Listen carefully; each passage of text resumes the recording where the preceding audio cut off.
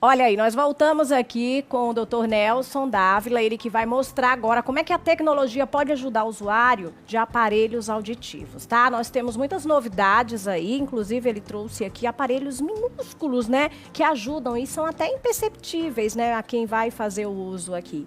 Eu queria que o senhor explicasse um pouquinho sobre eles. Na verdade, eu estou até usando um aparelho eu ia perguntar, auditivo. mas achei deselegante, né?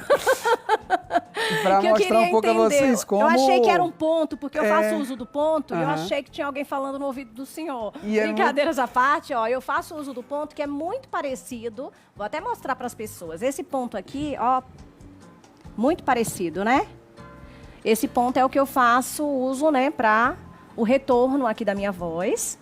O senhor falou aí um ponto importante, né? E eu respeito muito isso e acho que é agora mais do que nunca válido, né? A gente ouvir a voz, eu gosto muito, porque eu acho que é importante sim, porque a gente não consegue, não precisa estar aumentando a voz, acho que, né, é bacana. Além do retorno da minha voz, também eu ouço aqui as indicações, né, da nossa equipe. Eu achei que o senhor estava com um ponto desse, não é esse ponto. Sim, não vim mostrar para o público e para você como o aparelho é discreto hoje em dia. Super discreto. É muito discreto, tem aparelhos até menores que esse. Quando o aparelho também tem muita tecnologia, ele acaba tendo um tamanho um pouquinho maior, mas é super discreto. Sim. E o aparelho hoje, além do tratamento da perda auditiva, ele fornece também informações como um monitor de saúde. Olha e que como legal. um ponto auditivo também.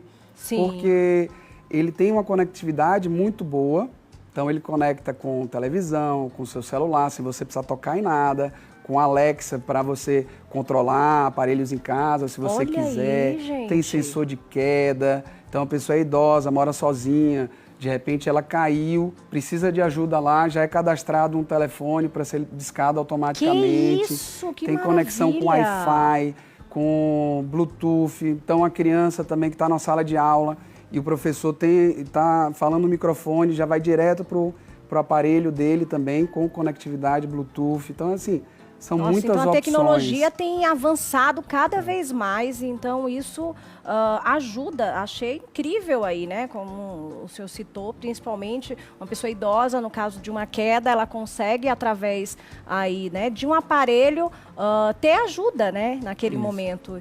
E esses aparelhos, eles, além de serem modernos, eles também, né, têm essas funções e a função para quem tem a perda auditiva significativa, né? Se a pessoa perde completamente a audição, ela tem condição de reverter o caso? Doutor? Esse tipo de aparelho, que aí ele pode ser esse retroauricular, como a gente tinha mostrado, e esse aqui é o intracanal. Ele fica somente no canal auditivo, né? Fica imperceptível, tá? Então é outra opção. Ele amplifica o som externo.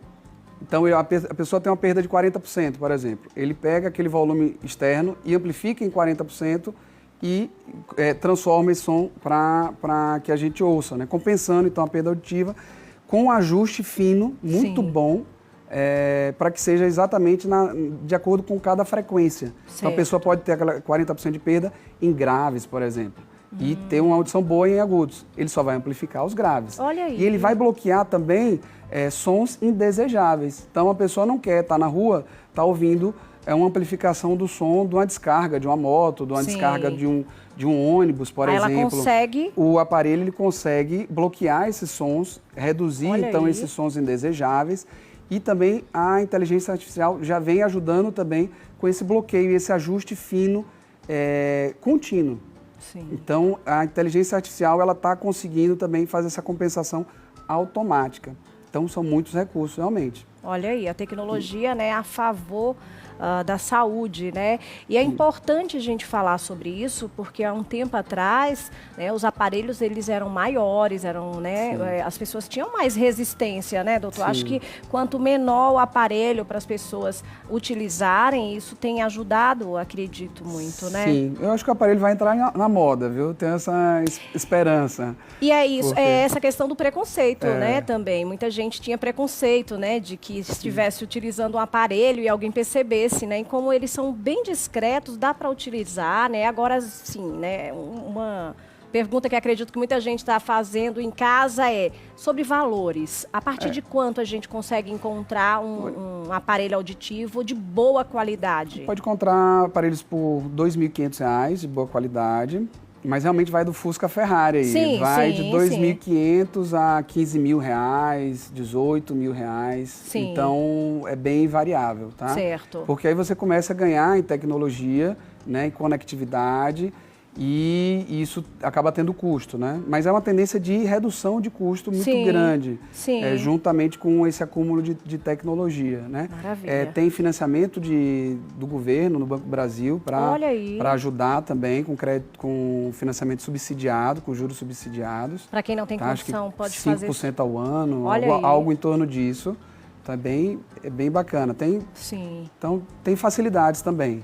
Perfeito. O Lohan, ele tem uma dúvida também. A gente vai passar agora. Por favor, Lohan. Não, falando um pouco sobre essa questão do preconceito que às vezes existe, né, em utilizar. A gente falou sobre ser perceptível, não ser perceptível, mas como é que pode ser feito o trabalho para pessoas idosas, por exemplo? Na verdade, a faixa etária dos idosos são aquela população até que tem um pouco menos de preconceito. Isso é variável, claro. Sim, sim. Mas os mais jovens, então o adulto jovem, aquela pessoa com 30, 40, 50 anos, que ainda não chegaram à terceira idade, e tem uma vida mais ativa, normalmente são eles o público mais resistente, tá? Mas existe realmente resistência em todas as faixas etárias também. A gente conversa muito sobre a importância de tratar com uma certa urgência. Sim. Então, aquele paciente que tem uma perda auditiva e ele não trata por uma questão de neuroplasticidade e num raciocínio de uso e desuso que a gente tem no nosso corpo, realmente acaba tendo uma perda auditiva acelerada. Sim. Então, na verdade, a gente não ouve só com o ouvido, a gente ouve com o cérebro. Se o cérebro ele deixa de ter essas informações, aqueles neurônios, eles perdem sinapse, eles perdem atividade, perdem conectividade com os outros neurônios e acaba tendo uma certa atrofia. Sim. Tá? Então é importante para que a pessoa tenha uma melhor qualidade de vida atualmente, no hoje, mas eu falo muito sobre o futuro também. Sim. No momento que você teve um diagnóstico de perda auditiva, é importante que você não demore. Perfeito. Você corra para realmente realizar o tratamento, que pode ser do aparelho auditivo, como a gente mostrou. Quando a perda é total, existe também o implante coclear para muitos pacientes. Olha aí. Cuja qualidade é chamada também de ouvido biônico. A qualidade sonora é um pouco pior do que o aparelho comum, porque ele mesmo faz a transformação da energia sonora, das ondas sonoras, em potencial elétrico.